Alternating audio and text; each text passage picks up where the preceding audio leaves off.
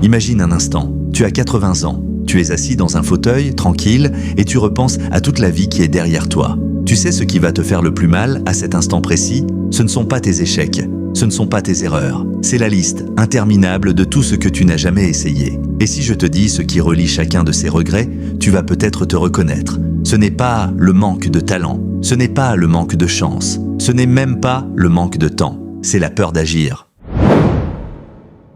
Cette peur, tu la connais par cœur, elle se cache derrière des mots bien polis « je réfléchis encore »,« ce n'est pas le bon moment »,« j'attends d'être prêt ».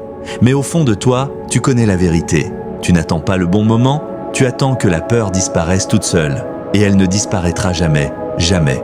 Combien de projets dorment dans un coin de ta tête depuis des mois, des années peut-être?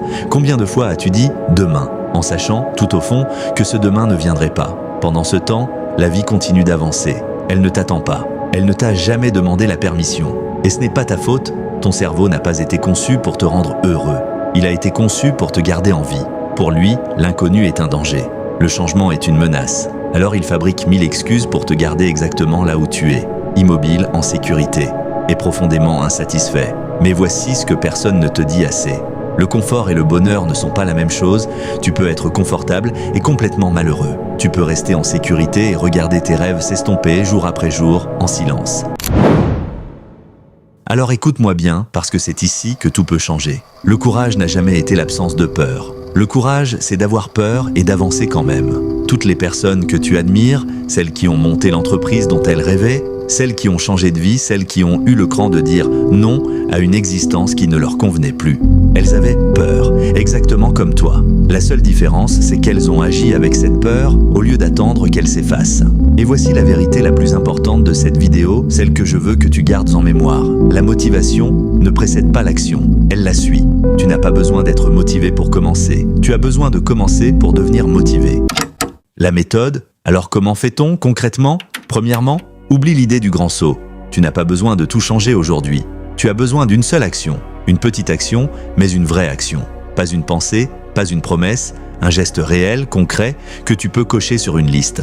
Deuxièmement, arrête de demander la permission à ta peur. Elle ne te dira jamais « Vas-y, tu es prêt ». Ce n'est pas son travail. Son travail, c'est de freiner. Le tien, c'est de décider quand même. Troisièmement, et c'est peut-être le plus important, souviens-toi que l'échec que tu redoutes tant n'est presque jamais aussi grave que ce que ton imagination te raconte. Et même s'il arrive, il ne te détruit pas. Il te forme. Il te rend plus lucide, plus solide, plus prêt pour la fois suivante. Le seul échec qui compte vraiment, ce n'est pas de tomber. C'est de ne jamais s'être levé pour essayer. Alors maintenant, je te pose une question et je veux que tu y répondes honnêtement, là tout de suite.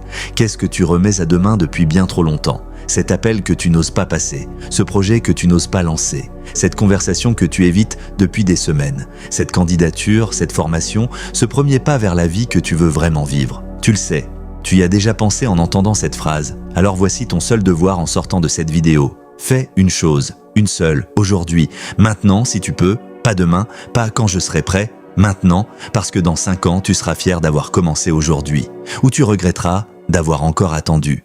La peur ne disparaîtra jamais complètement, et ce n'est pas grave, elle peut rester assise à côté de toi, sur le siège passager. Mais à partir de maintenant, c'est toi qui conduis. Alors lève-toi, fais ce premier pas, même tremblant, même imparfait, parce que ta vie ne changera pas le jour où tu n'auras plus peur. Elle changera le jour où tu agiras, malgré elle, ce jour, c'est aujourd'hui.